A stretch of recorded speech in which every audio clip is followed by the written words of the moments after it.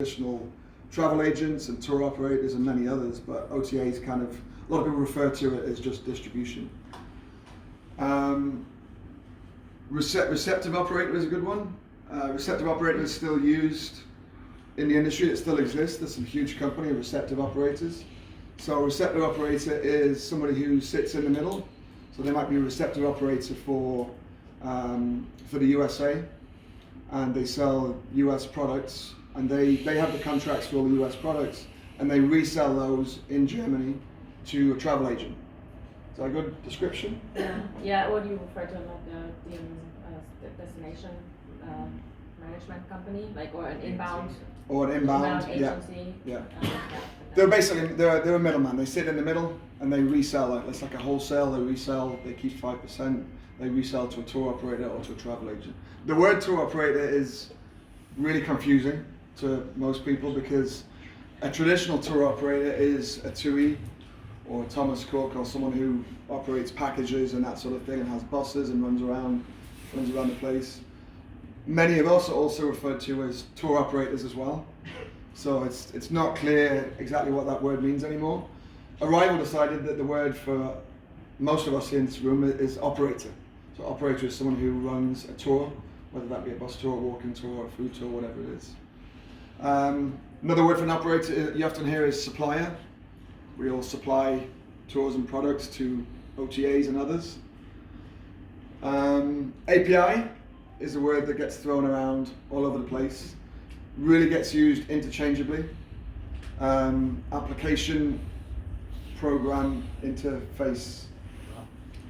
It doesn't matter, and you should never tell anybody that you know what it means. It doesn't matter. It's just called API. Most people don't. An API is not a complicated thing. It's just a communications channel. So, for example, a availability API is something that's commonly used. So Expedia has a availability API with restek, and you load your inventory onto restek. And when Expedia gets someone on their website and says, hey, I'd like to book this walking tour for next Tuesday, it sends a quick message to restek, and restek says, oh, I know the tour you mean, I've got a little ID here, and next Tuesday, 2 o'clock, yep, we have seats available. Sends it back, restek says, great, I've got 2 people for next Tuesday, yep, we have 2 seats back, here's the price. And it's just a communications channel, it sends information backwards and forwards. So most people, when they talk about APIs in this industry, is just checking availability. It's having the ability to, in real time, check that your product is available, which is what these restek companies do. I'll come back to restek in a minute. Another thing that APIs do is another communications channel they have is the reservation. So the booking information gets sent automatically from one to another. So they're just different channels of information.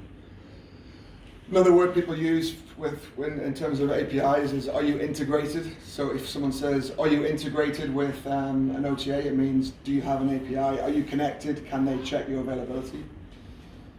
What else have we got? Any other words that people get confused with? Oh, channel manager. Actually, let me jump back to restek, because restek, so restek's a new word that somebody made up last couple of years. Generally in this industry, it's referring to the booking platforms, reservation platforms, booking platforms.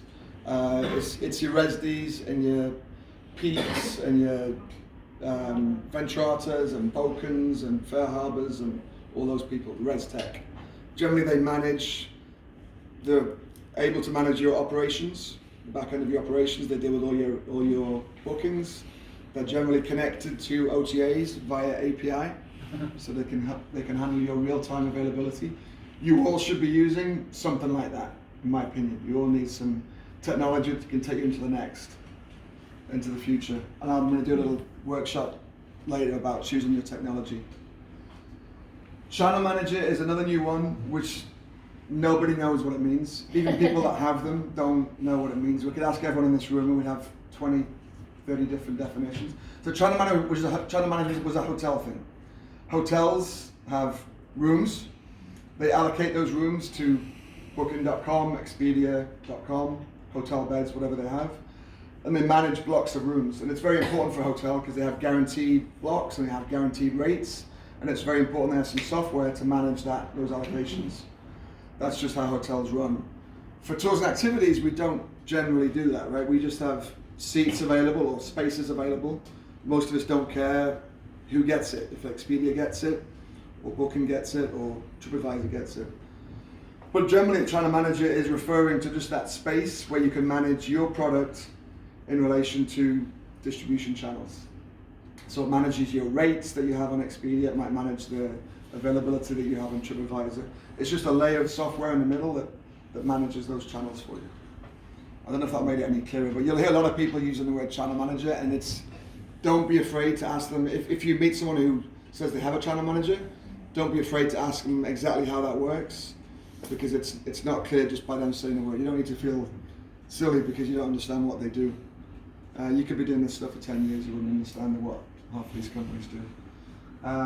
Which, just in general, in technology, don't be afraid to ask people. There's quite a few technology people here. If you don't understand exactly how their system works or what it does for you, just be very open. These guys talk to people every day. They understand that most people aren't in technology. They don't understand how these things work. So just ask this what you think is a silly question. It's probably not a silly question. Is a destination marketing organization. DMO is generally run by a city, so Berlin's got a DMO called Visit Berlin. Okay, I should have guessed that. They're usually funded by the city or funded by some hotel tax or something, and they represent the city internationally. Any more?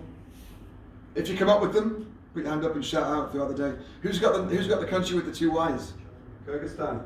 Nice. And where are you from? Berlin. That's good. That's good. You knew, right? Okay. You didn't know? Okay. No. You think the Uzbeki guy would know that? But all right, that's all I've got. I'm going to hand over to Stephen and Jessica, who are going to talk about OTAs and how to work with them.